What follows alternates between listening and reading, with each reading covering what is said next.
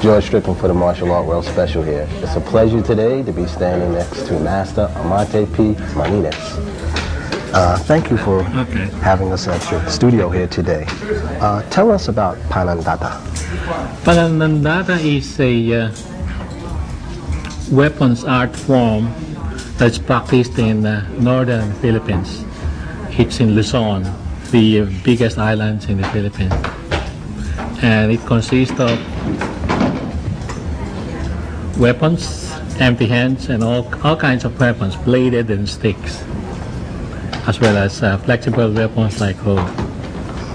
It originated from the word sandata, which means weapon. Sandata is a word that has Indonesian origin, because the Filipinos consider the Indonesians as their ancestors. Oh, it dates way back. Yeah, way back. Way back. How long have you been teaching and how long have you been training?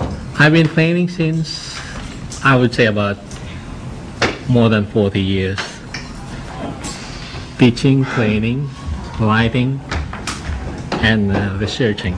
Researching. Yeah, you have some books that are out now and you're going to be producing some more books. Yeah, right. Give us some insight on that.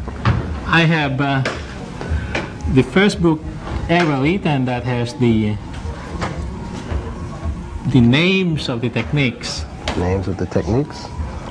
Okay. The names of the techniques are derived from actions made by farmers, like cutting grass, feeding chickens, and protecting against the rain, like the umbrella. Those are the words that farmers use. These are not the warrior terms. These are farmers' words that they use in their day-to-day activities. Oh, something that's household stuff. Oh yeah, sure. Let's say when they cut the grass, they say tabas talahib. Tabas talahib is cutting the grass this way. Okay, that's tabas talahib. They're cutting the grass that way. Now, if you're feeding chickens, you feed chickens this way. That's a technique. Right. All right. And then we have the so-called technique buhat araw. It's coming from above the head. It's coming from the sun. Oh.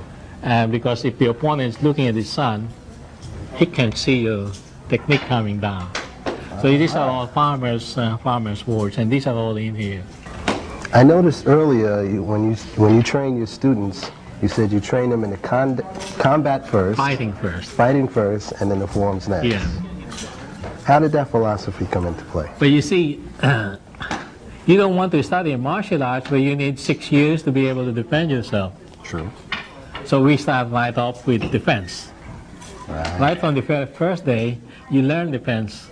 And that's actually fighting already. Now, I don't teach them forms until after they free fight. Free fighting is a 25-second match. Like I said, in 25 seconds, nobody could get angry anymore. By the time you get angry, the match is over. I teach them defense, I teach them fighting, but the fighting is structured also. I don't tell them, okay, go 25 seconds and fight. No, we have a certain structure. First, I tell them they spar from a fixed distance. No foot movements, only the stick moves. And they stay in such a distance that they cannot really touch each other. Now, after that, after they have gotten used to that distance, I let them move. When they have more control over their techniques, I make them move limitedly, back and forth, back and forth. Then after that, I let them free fight. Master Martinez, tell us about the demonstrations that we were seeing here today. Oh yes, at the beginning you saw the traditional weapons, used the traditional way. And then we, towards the end of the session, we showed you the substitutes, life-saving tools.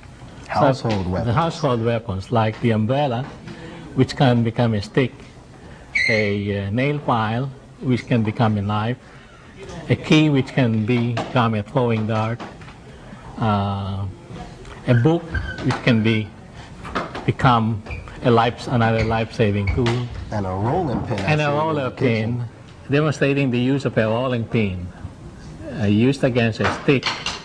It could become a life-saving tool because you have to be able to use what you have in your hand. And you can see that the techniques are pretty effective. Definitely. I noticed that whether you have a weapon or just empty hand, the techniques are the same and just as effective. Yeah, the techniques don't change from empty hand to weapons. Whatever you can do with the weapons, you do with the hand. I want to thank you for having us here, Professor. Okay. And we hope to see you in the future and do more work with you. Okay, right.